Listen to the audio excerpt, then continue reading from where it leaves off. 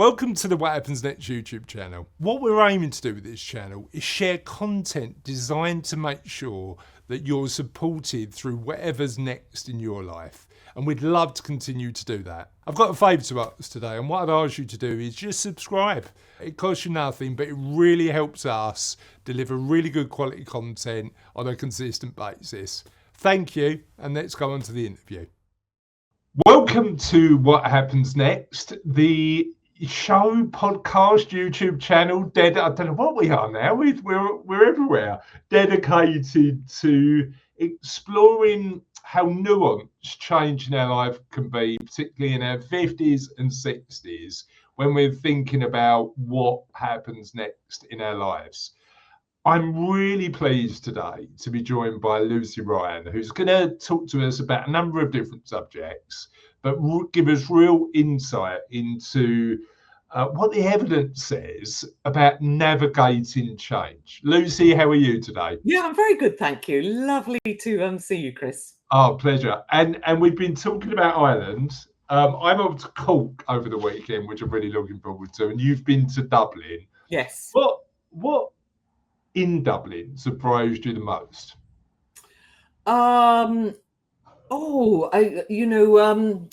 I'd never been there, so that was just lovely, and it's a really vibrant city. Yeah, it is. And one of the things, I suppose it surprised and didn't surprise me, but there was music everywhere. Yeah. So it's coming out of every bar, every nook and cranny, and I loved it. And then probably what surprised me most is trying to track down my family and having an interview at the emigration centre there, and finding that, you know, essentially they didn't exist in any records. And that's like, oh no.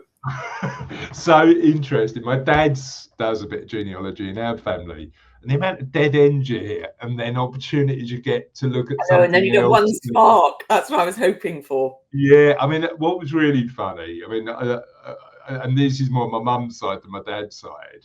I had years ago, I had a email from a guy who lived in Australia, and he said to me, "I've been building my family tree, and you're on it, on your mum's side," which was incredible. So we've always been, my mum's family have been 200, 300 years in East London, really like sort of established base. My dad came over, well, my dad didn't come over, but my sort of dad's family came over from Holland and Belgium about 100 years ago, odd.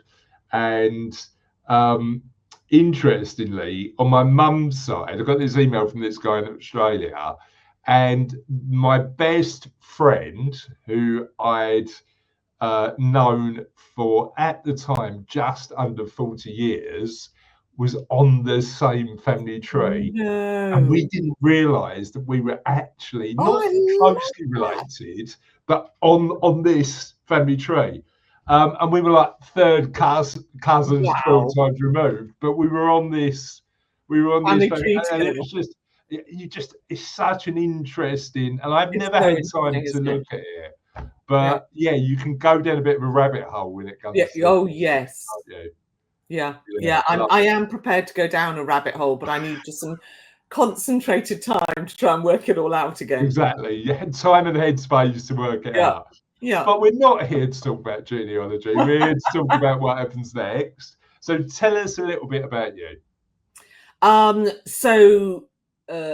I'll start professionally. I have a lot of hats. So I'm an executive coach, I'm a leadership trainer, I'm a writer, an academic.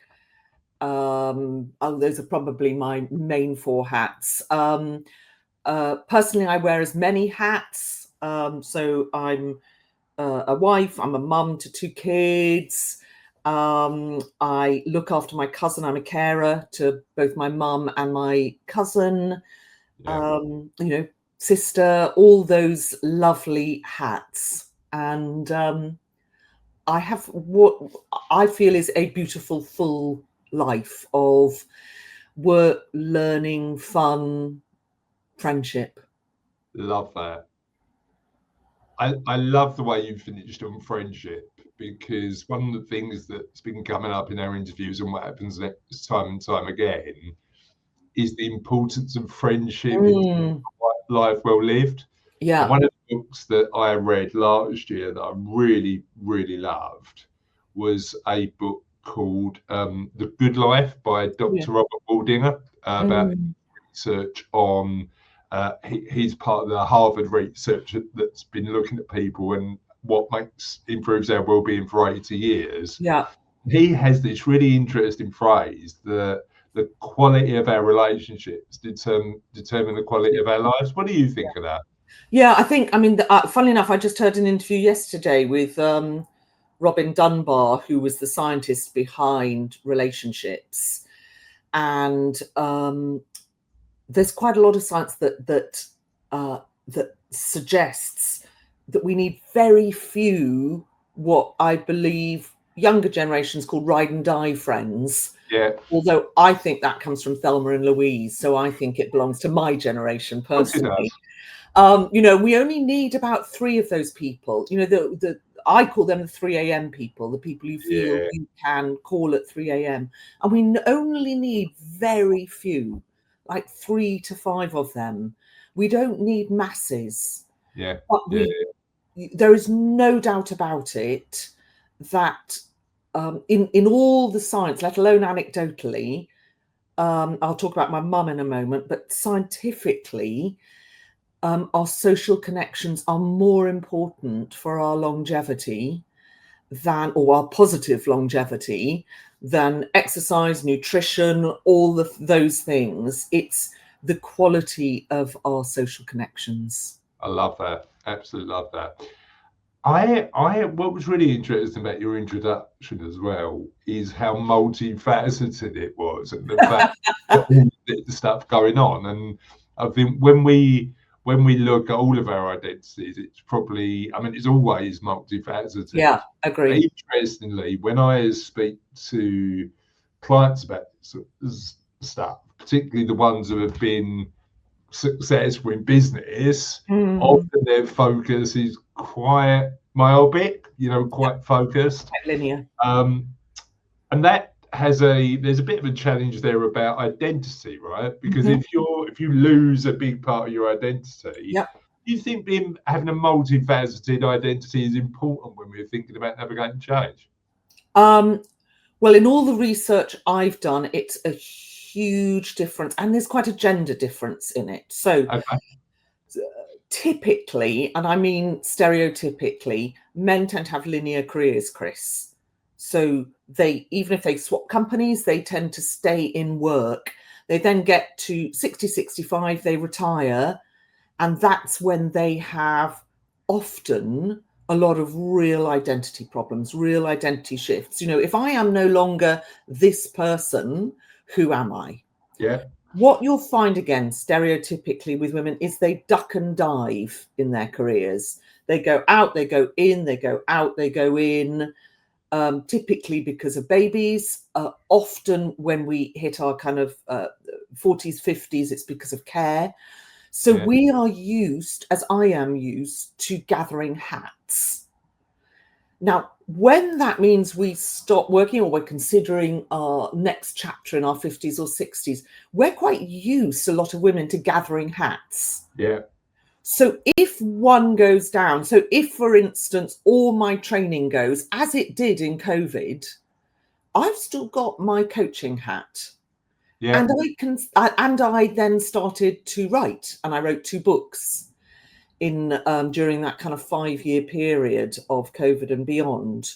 So we're pretty good at developing these kind of multi-identity hats, and that really helps psychologically as we shift into the next chapter.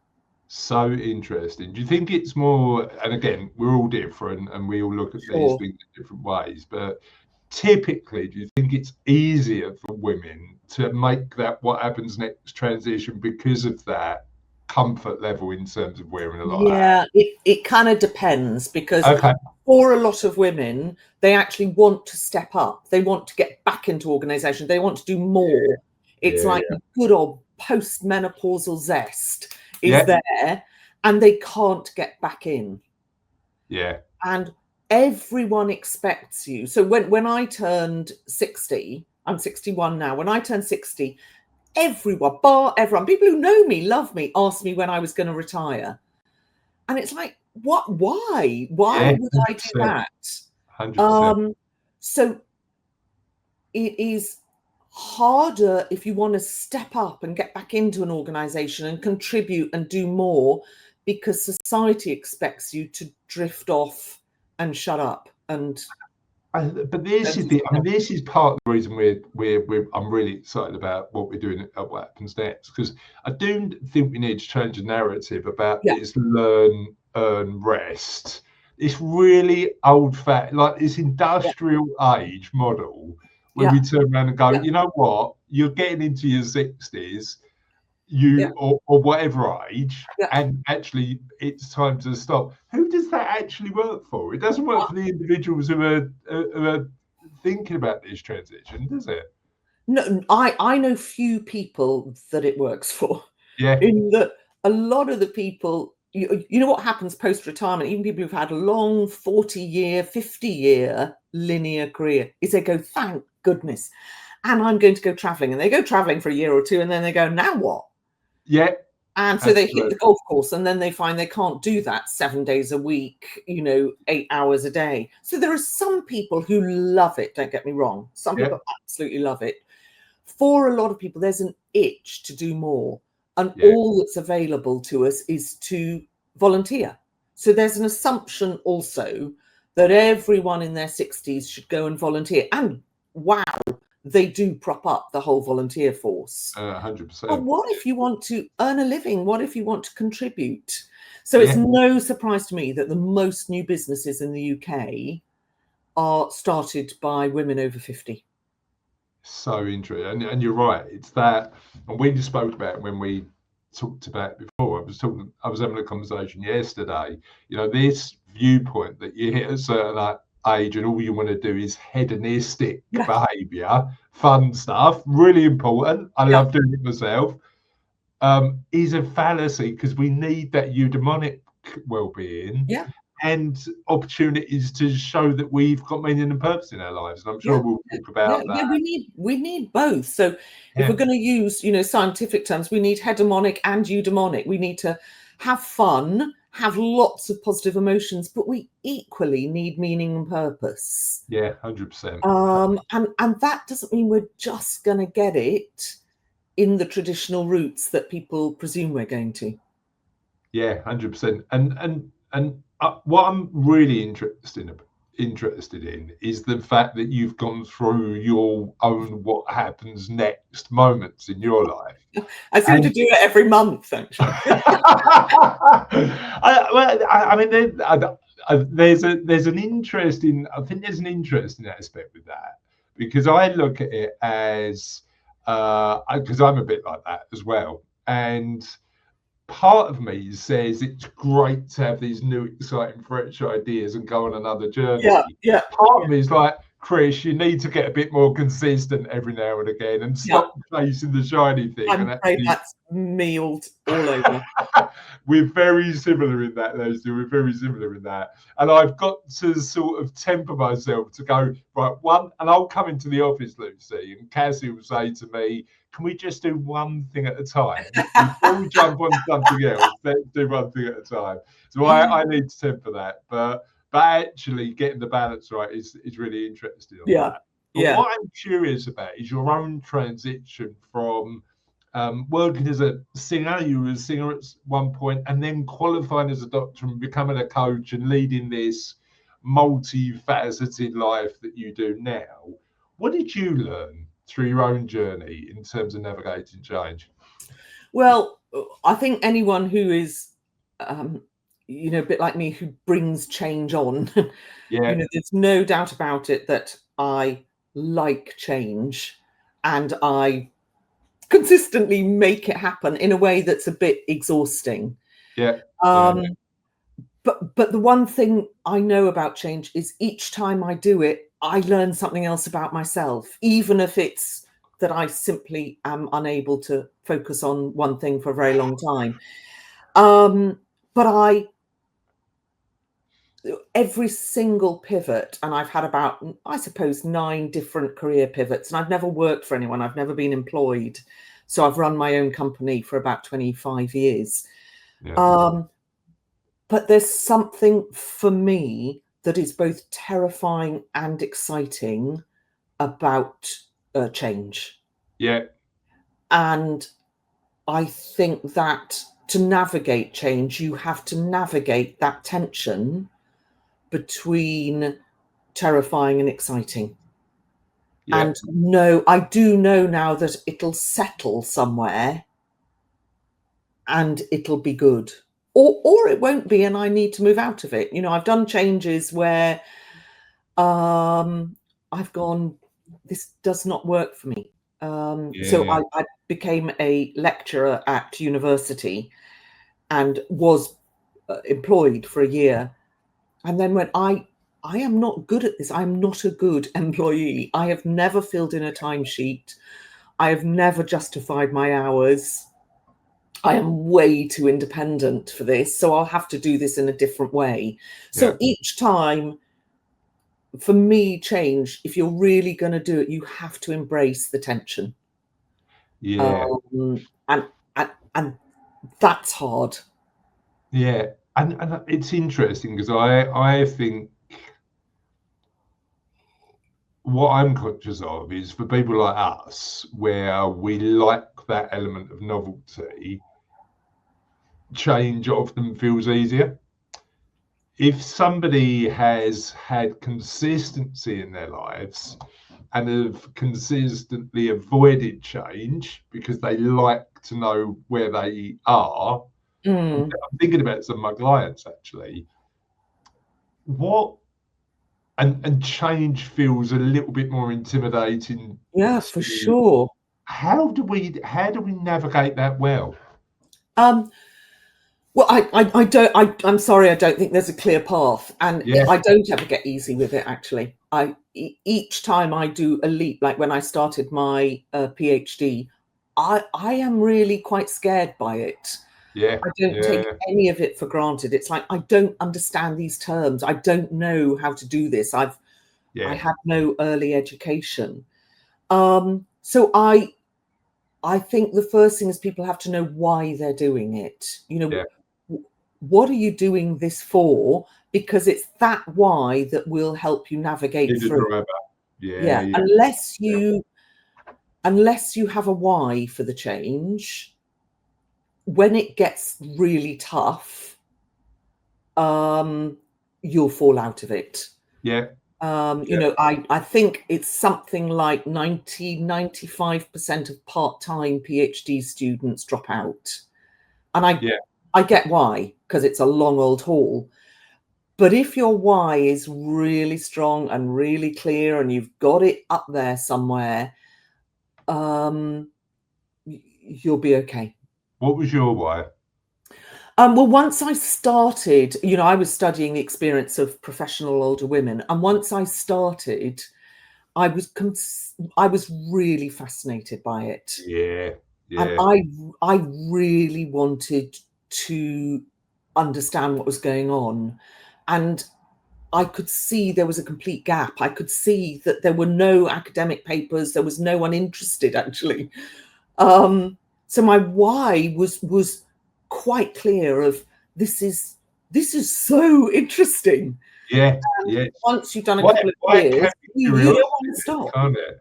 Mm? And it's so, I mean, it's so interesting you talk about that, Lucy, because I think what happens next is all about me trying to understand how we help more people think about this in a more nuanced space. It's fascinating. Yeah, I agree. And when you think about it, you know, people have to want to answer that question. Yeah, If yeah, they don't, there's no point forcing the issue. And there's plenty of people who are happy to spend you know, from 60 to 90 doing things that please them, you know, who don't yeah, need a big change in their lives. yeah, So I think also I have to be very careful about not banging this drum of change, going, look at, you might have 30 productive years. Come on, what are you going to do? And I have people going, nothing, thanks, Lucy, leave me alone. That's the challenge, isn't it? I think appreciating the fact that for all of us, we're all different, and what makes us happy is different. We need to do as well. Yeah. But I think for me, just turning around and going, thinking about what's possible in a different way instead of this traditional way we've looked at, and to a certain extent, the societal expectations. I just want to say, look, do it if you want, but you haven't got to. I think it's exactly that. Yeah, I think love it's that. exactly that. And as long as you kind of know why you want to do this, it'll take you through that flip-flop of terrifying and exciting. Yeah, I had a really interesting conversation yesterday about how some of these ideas germinate, and actually when that idea germinates, it can take a while to get to a point where you go, you know what, I'm ready to take action now. I completely agree with you. And that idea, that it can actually take me years. Yeah, 100%. I am not a swift bunny about new change. It can germinate for a long time. Yeah, 100%. We talked a little bit about the various hats you wear. And one of the things you mentioned is carer and parent. And that's a conversation we have quite a lot on What Happens Next. Yeah. A lot of my clients are in that sandwich generation where they're thinking about mum and dad and the kids. But what challenges do you think we potentially underestimate a bit in our lives when we're thinking about this chapter? Well, I think it's exactly that. What I termed in my book, the book Revolting Women, the midlife collision.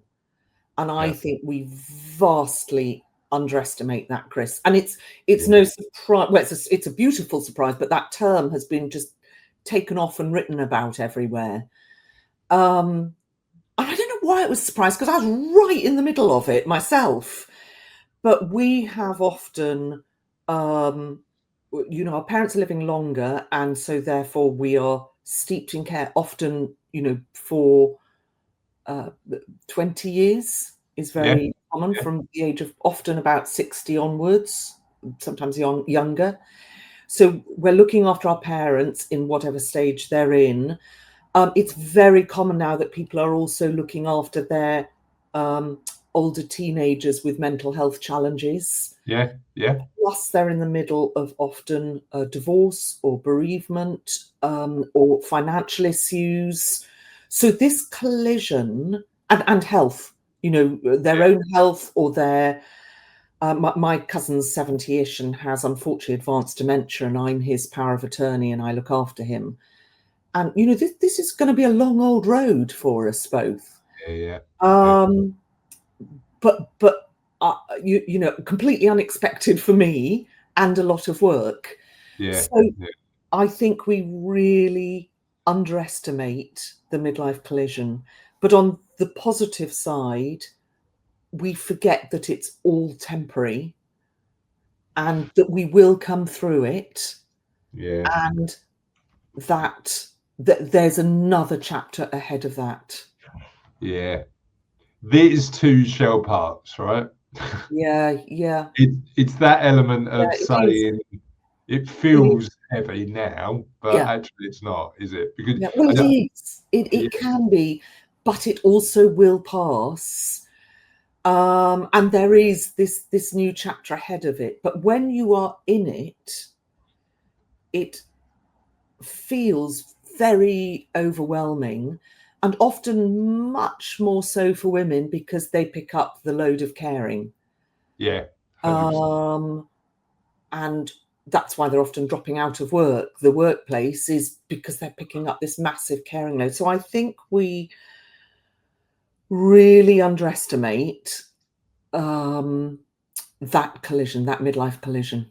Yeah, so interesting. If it feels quite overwhelming, that midlife condition, Mm. can we do to so I always think about that and think, how do we zoom out? How do we appreciate that it's temporary? And for me, I'm a fan of Stoic philosophy, so I'd focus on what I can control and Okay. influence, and then Yeah, yeah, and there's a bunch of different ways that yeah. you can look at that. But from an evidence-led positive psychology perspective, what could we do if it feels that we're in the middle of that and it feels really overwhelming? The best advice I can give, because I think it's very hard to say to yourself, well, look, it will pass, it will end, because Yeah, you're in the thick, and it's yeah, emotional, it's hard, it's not often very rewarding. It's just difficult. yeah, For me, the best advice I can give and experience is to what I would say is find your tribe, that you are yeah, absolutely not alone in this. yeah, And, I run a circle for midlife women every month, literally for them to be able to go, right, this is what's going on. yeah. Um, and I think we have to find a tribe so that we don't feel alone.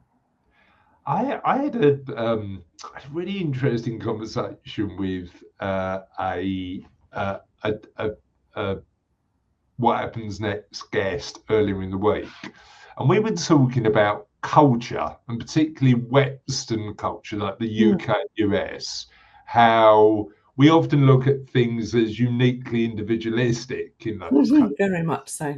and I think we miss out the fact that we are not islands. Do you know what I No, mean? We no, actually need no. people. Like no man or woman Yeah, is an yeah, island. yeah, yeah. Do you think our culture leaning towards a bit more of an individualistic Yeah, perspective has stopped us yeah. realizing that we need help sometimes? Oh, without a doubt. And it's very British of us Yeah, to be stoic. yeah, And that means we put our heads down and we just shut up and we go inside and we just manage. I know I do that. Um, Whereas actually what will help you through is broadening that very, and reaching out and being vulnerable. And many of us are not very good at being vulnerable, but the minute you do, you will find someone with an open hand going, I'll help you. yeah. I And love then that. the minute you do that, you know you're not alone. And then you start navigating through those difficulties. Yeah, I love that. I love that. Now, you mentioned your book, Revolting Women, and I know it talks about the assumptions about what, as you've mentioned already, what the societal expectations are for people, women at a certain element of their life, and the fact that often those expectations just simply aren't true. What do we get right and what do we get wrong about midlife women and what they hope, want, dream, and desire for the next chapter of their We don't have a lot, we don't have enough time. life? Yeah, yeah, Okay, I'll do it in a nutshell. What do we get wrong? What do we get right? It's not dissimilar from what we've been talking about. What we get wrong often is assuming that everything's about a decline. So when you look at all the literature, everything that's talked about and the media about middle-aged women, it's all about decline. Our bodies sag, we're menopausal, we're hot, we're emotional, we are unable to function. It just goes on and on. We're just yeah, in decline. We are semi-human. And what it misses is this resource of brilliant, wise, funny, yeah, talented women who actually, what surprised me the most in the work I did, the research I did, is 70% of these women, I was looking at women between 45 and 65, 70% of the women I interviewed wanted to step up. They didn't want to step out. They might have been forced to step out for a number of reasons, but they didn't want to. They wanted to step up. They wanted to step into organizations. They wanted to work. They wanted to contribute. They had vast amounts of energy, and they were good at work. Yeah. So Yeah. all our assumptions about this kind of menopausal lot is really not true. Yeah. Yeah. Yeah.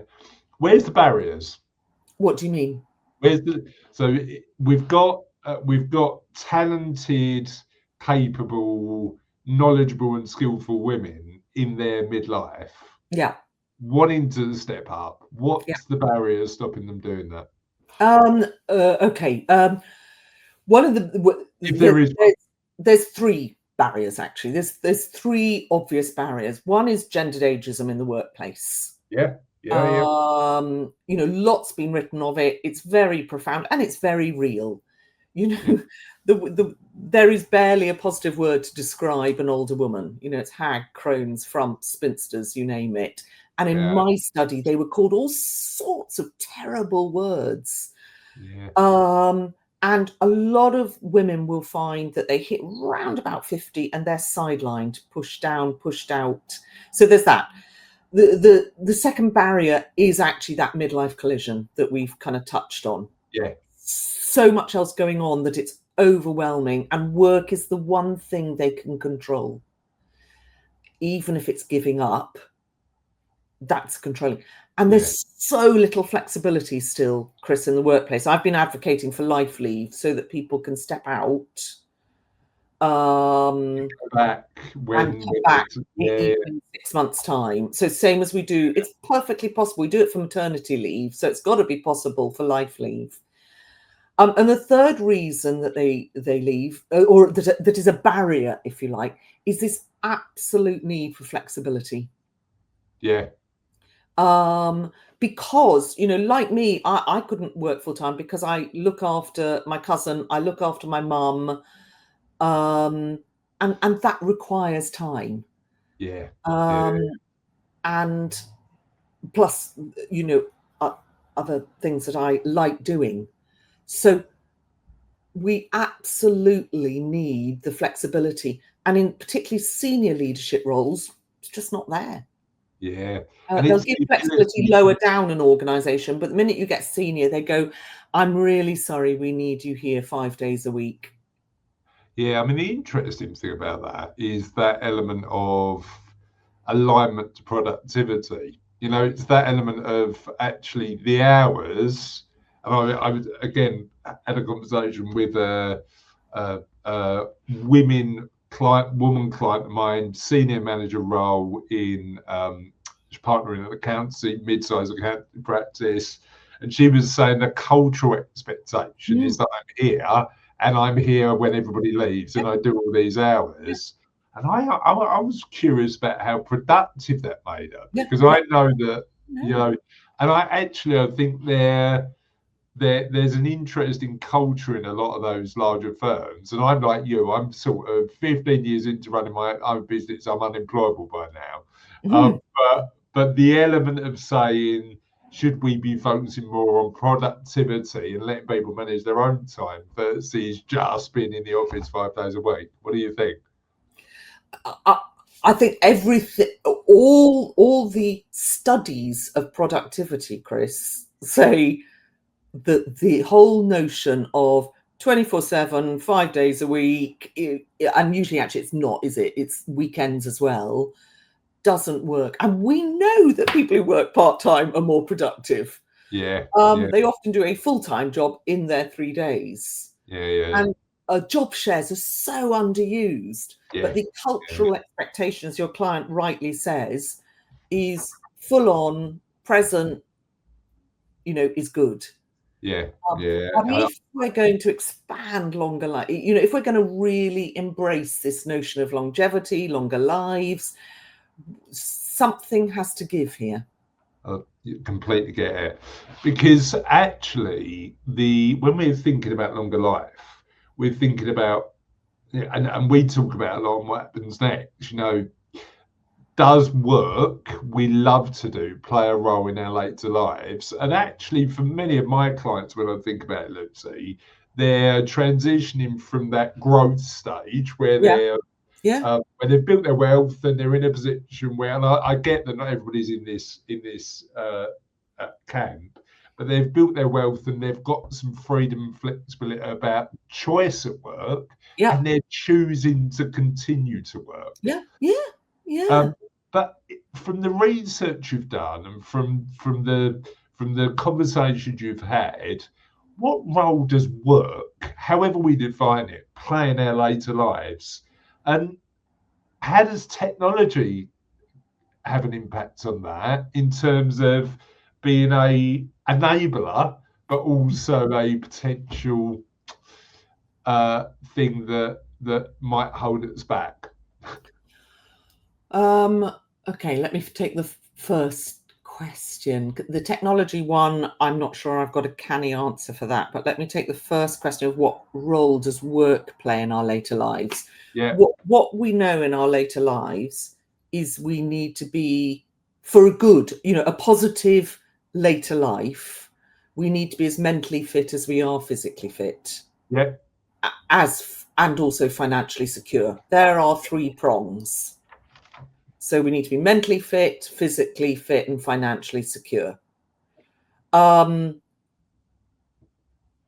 Where all the talk goes is financially secure, Yeah. and physically fit. Yeah. What we're forgetting is the pillar of mentally fit, whatever that might look like, whether it's paid work, non-paid work, full-time work, part-time work. What we do know is that we love learning and we need to learn. And Yeah. we need to fire up our brains. We need to make new neurons. We need to fire up our synapses. We need to be engaged. We need to experience flow. We need the sheer positive experience of learning. And it's that more than we need to keep everyone in work. Yeah, that's it. How does, because I love the book, I mean, I'm again speaking about a lot this week, the Carol Dweck's book, Mindset. Oh, yes. I think maintaining that growth mindset Yeah. for as long Yeah. as we can Yeah. is a really, really Yeah. important thing to do. Yeah, I think it's exactly that. However, one question that I'm not sure of, and I'd love to ask you, Yeah. is stress and challenge in our lives, right? Mm. So we want to maintain a learning style. Mhm. Is actual, and it goes back to that flow element, doesn't it? Mhm. How do Yes. we get that right balance between challenge, but Mm. not putting ourselves under too much challenge that where it feels really painful, Yeah. and getting that balance right when Yeah, we it's a get great question. I was talking with a group of leaders just yesterday, literally, about it. And challenge is the emotion that sits at the heart of flow. That is the one to examine. So, yeah, and it's not dissimilar from what I was saying earlier about the flip-flop of being terrifying and exciting. yeah, So it is about a balance, that too much challenge that is unsupported and scary tips us into stress. yeah, Just enough challenge that maintains the growth mindset might make you feel slightly sick, but is interesting and exciting, tips us into a kind of thriving mentality. yeah, But until you're prepared to have the courage to embrace the challenge, you're not going to know what's too little and what's too much. yeah. So interesting. I'm thinking about sort of conversations that I've had recently with older members of my family, Yeah. and thinking about trying to talk to them about the fact that there's no end to this learning journey if you want Yeah. it to be, No. this element of like, Yeah. you can carry on learning, and work can be multifaceted, right? If you want to do charity work, you want to be a non-executive director, you want to do this, but that element of like learning, maintaining that element of challenge in your life is actually really, really important. Yeah.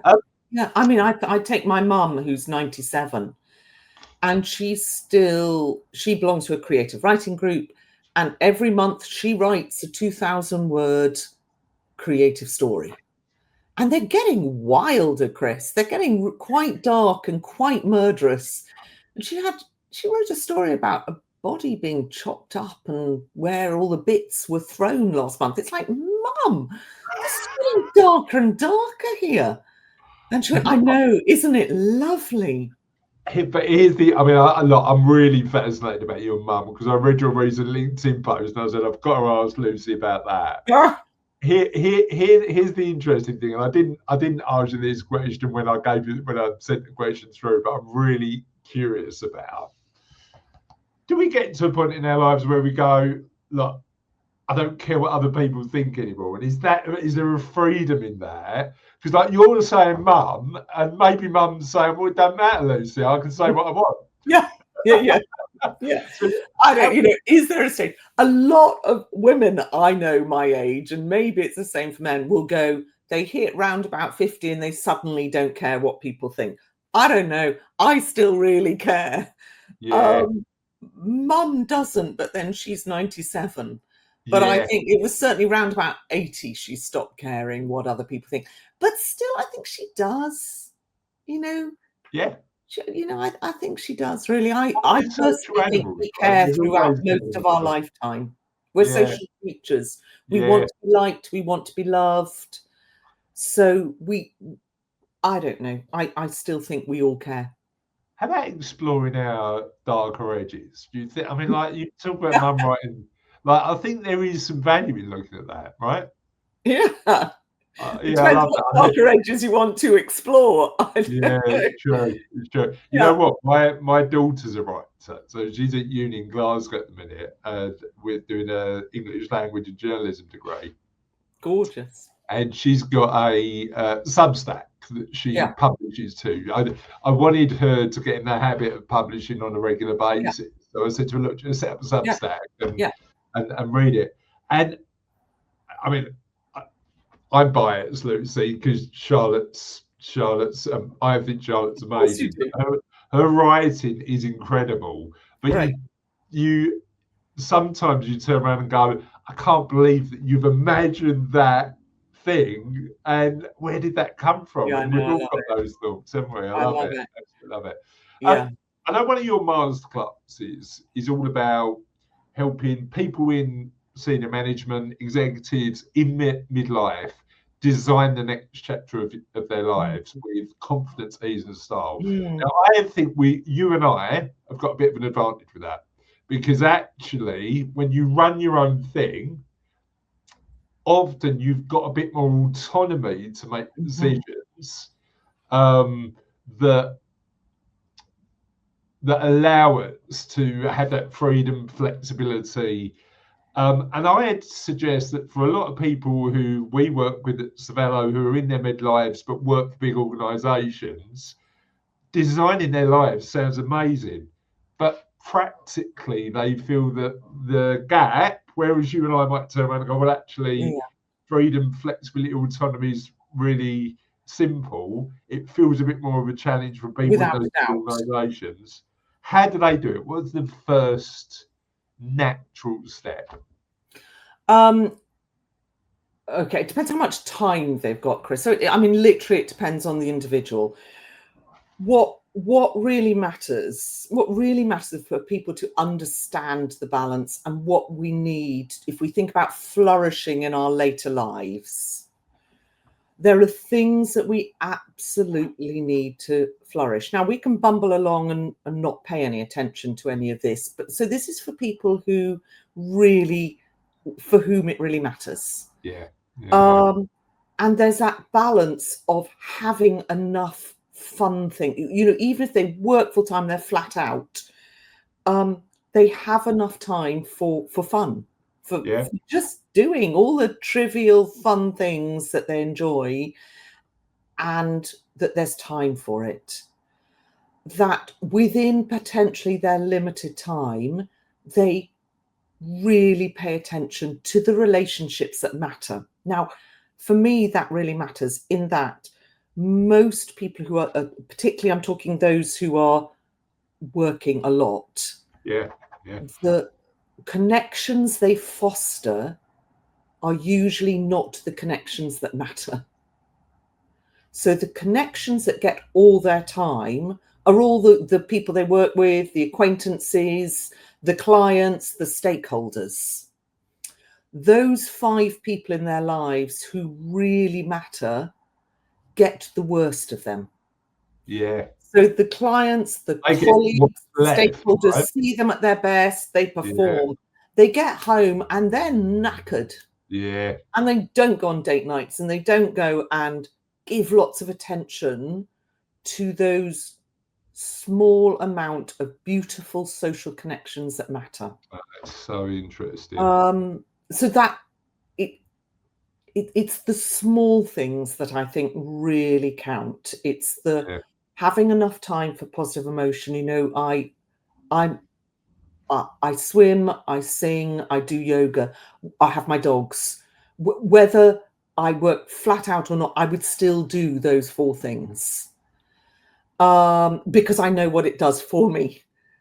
And those social connections just really count. So I would say those 2 things. If nothing else, those 2 things.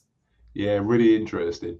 I mean, I think the interesting thing is, and you raised it when you started answering the particular question, is that timescale element.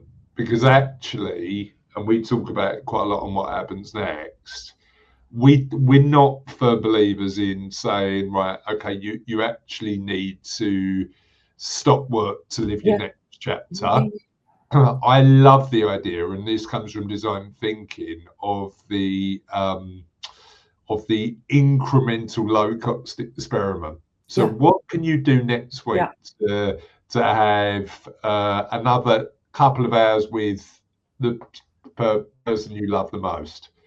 And then how do you build on that incrementally? I love the idea of saying, this isn't a cliff we fall from. Actually, if we think about it as a bit more of a flight path, we can, the pressure is then off, because all we're doing is making incremental positive change to the life we're at, which we might be satisfied with, to the life we want.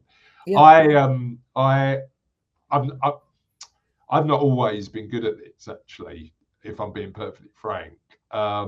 Particularly in my 30s, when in the early days of the business, and interestingly, as my kids were getting older and the business we had a bit more stability in the business, and it made life a bit easier, I had to be really intentional about saying, why am I doing it?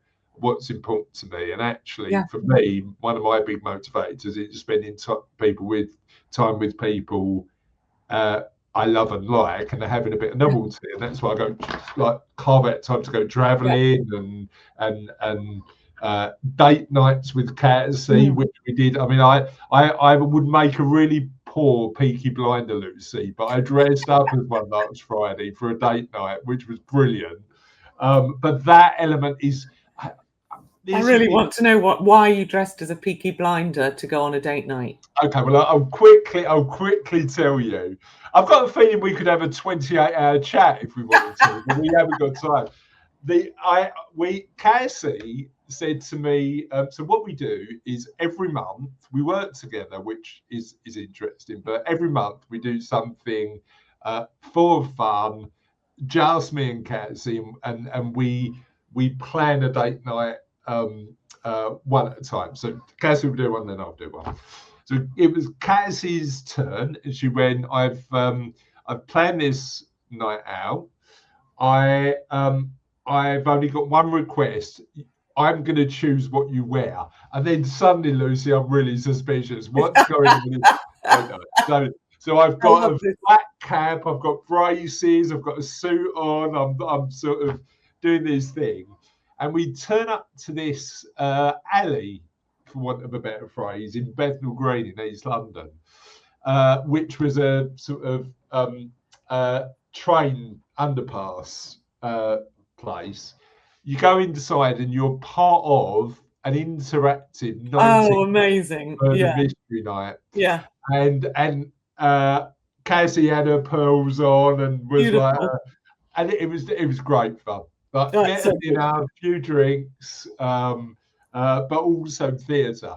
And theatre you were part of. So yeah, it was really, really good fun. I love it. I love it. But yeah, I tried my best at being a Peaky Blinder, but I'm sure there's people who can do a lot more. I need to rename this podcast to like Date Night Ideas with Chris Dames, I think. Yeah, please. I know you talk a lot about positive leadership, and I'm really curious about what this means, not only in our work, but also our lives. Help me understand about what that means and how we become more positive leaders. Yeah, I think that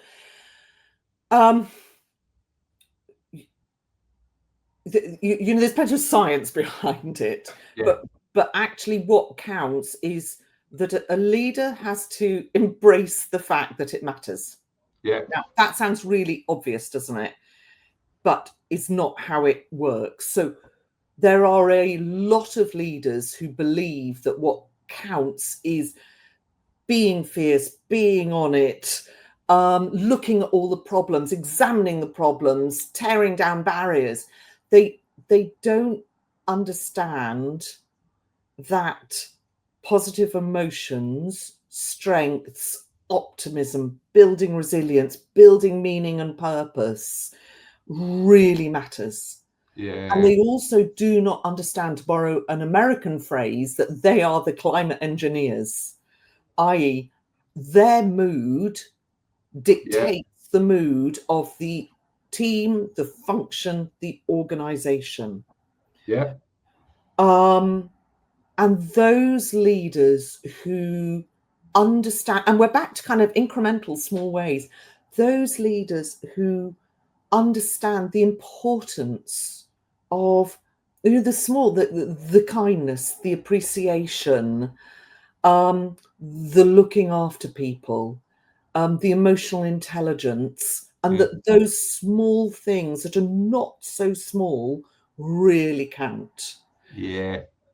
You know, that's positive leadership and the contagion of it.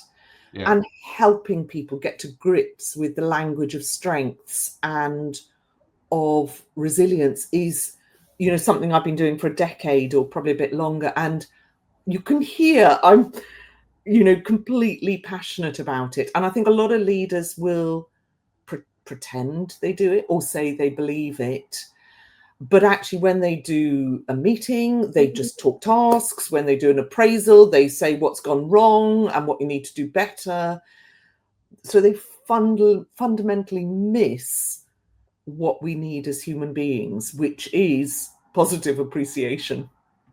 Yeah, 100%. 100%. I love that. And teachers do it. You know, you'll often find teachers will tell kids at, you know, parent meetings what they've done wrong, what they need to be doing better, where they need to focus, rather than what they really do right. So we've got something slightly wrong in society in that we think that progression lies in leveraging our strengths.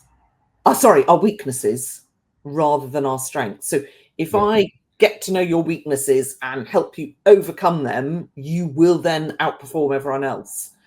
Rather than if I help you understand your strengths and leverage that, 100%, you will agree. More than outperform others. Plus, you'll be a happier human being.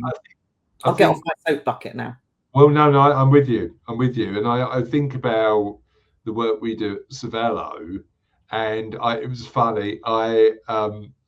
We do a monthly meeting where we get a bunch of professionals together, and I write a case study, and I've started getting my team involved in interacting with the case study as well. And one of my guys, Dan, stood up and said, I help Chris with the bits that I'm really good at and that he definitely doesn't want to do. Because we've done a lot of work in our business and turning around and going, what's my unique skills and talents? What do I bring? And actually not me being the master of everything, but actually how can I build a team to make sure that I'm only really focusing on what I'm good at. And once I work that out, Lucy, I'll let you know. Only focusing on what I'm good at so that I can empower others to do what they're good at too. I would venture that still makes you a relatively rare leader. You know, a lot of people do it in they as an intellectual exercise. Yeah. But they really don't invest in positive appreciation or positive leadership. I'm pretty sure I don't get it right all the time, and I've got a lot to learn. But I think my curiosity means that I like to.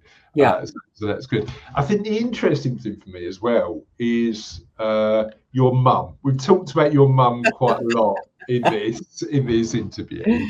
And I loved the fact that your mum's got this that multifaceted life. She does so much. And she's a positive later life role model.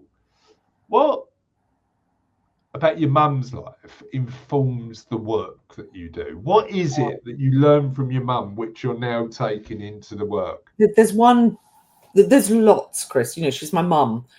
But the biggest thing is mum is 97. She's still mentally vibrant.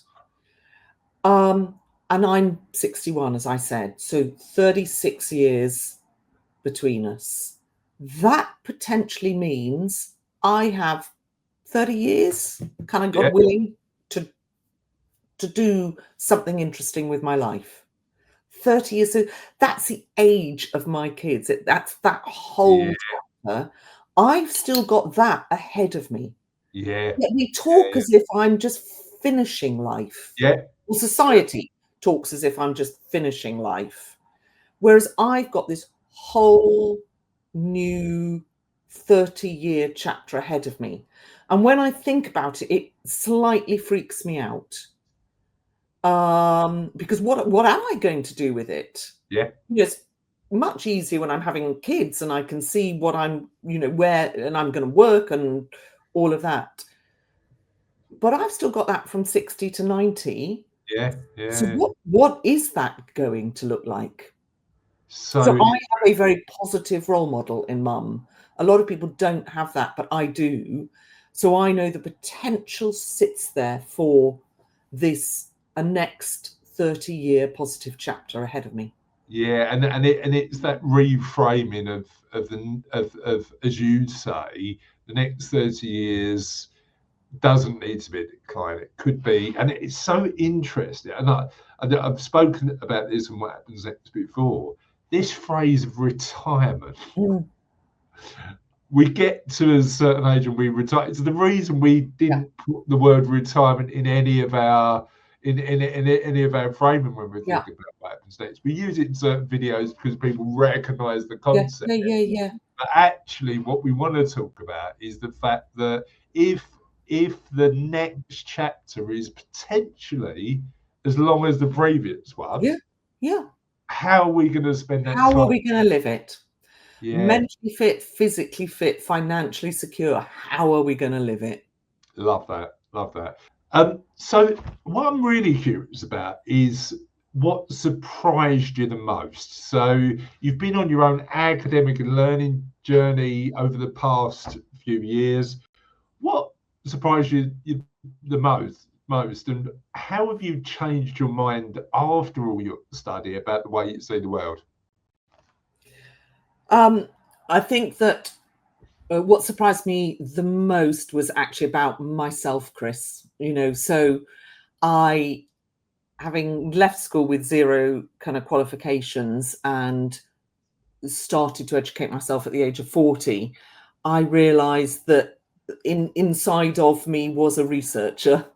And, that just wasn't something I knew or something I knew about myself. So it was like having a whole nother string to my violin that was just so beautiful to understand about myself. Amazing. And how do you get the balance right between doing the deep dive that research requires and your desire to do something novel? You don't. You don't. We're back to the, if you're gonna do something, if you're gonna make change happen, you have to learn to embrace tension. So Tension. deep So dive change. But if it's engaging enough, my PhD I absolutely loved, and so I was prepared to spend every weekend for nearly 5 years doing it. loved it. So if you love it enough, the why is big enough, you'll find time. It's the why. Brilliant. Where can people find out about you and the work you do? Couple of places. One on the easiest place on LinkedIn. So at Dr. Lucy Ryan. There's a couple of websites, which is lucyryan.co.uk, or my corporate website, which is Mindspring. So that's mindspring.uk.com. Amazing. Lucy, thank you And they can buy my books, obviously. Of course. And when we publish this interview, we'll make sure that everything goes on the show notes on the YouTube channel, show notes on Spotify, so that people can follow those links and buy your books as well.